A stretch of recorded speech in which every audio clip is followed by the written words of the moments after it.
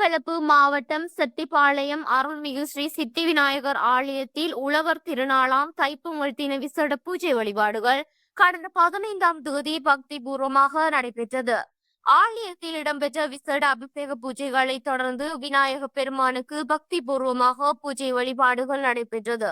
ஆலய பிரதம குரு திருவேரக சர்மா குழுக்களினால் இப்பூஜை வழிபாடுகள் நடத்தப்பட்டமை குறிப்பிடத்தக்கது.